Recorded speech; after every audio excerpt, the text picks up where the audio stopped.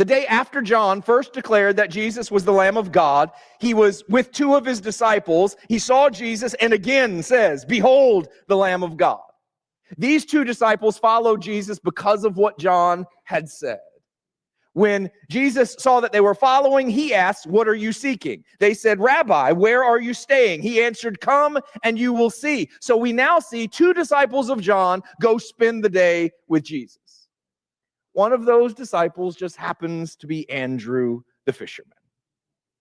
And after a day with Jesus, he went and got his brother Simon Peter and told him, "We have found the Messiah." But let's slow down here for a second and not rush too far ahead. While Andrew had only had a day with Jesus, he'd been following John the Baptist for at least a few months.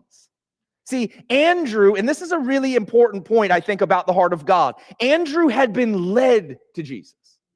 He didn't discover Jesus on his own. He didn't discover like Jesus just happened to be there along the way. His heart had been prepared. Some seeds had been planted. Some seeds had been watered. And then when he met Jesus for himself, God gave the increase. So when Andrew started following John, it was because John was going to lead him to Jesus. There wasn't this moment, this lightning bolt from heaven experience. These are not seeds hitting rocky or thorny ground where there's quick growth but no room for deep roots. This really is, when we look at Andrew's life, this is the process of salvation and transformation. This is God working carefully, purposefully, eternally, but for some of us, slowly.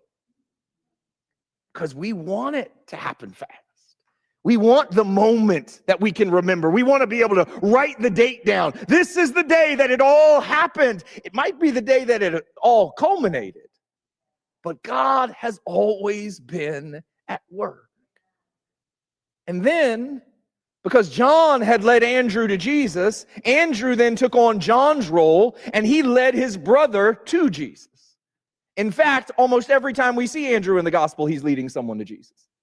Andrew follows John the Baptist's example so perfectly that it allows us again to see what a disciple looks like. He became like John. He pointed to Jesus. He called out to Jesus. He led other people to Jesus. That was the entire ministry of John the Baptist. Don't get caught up in the baptism. His purpose was to baptize so that people would be prepared for Jesus.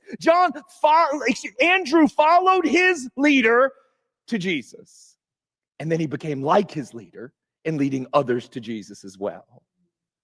But what this means is that Peter and Andrew not only knew Jesus, but they believed he was the Messiah before he ever called them to leave their nets and follow him.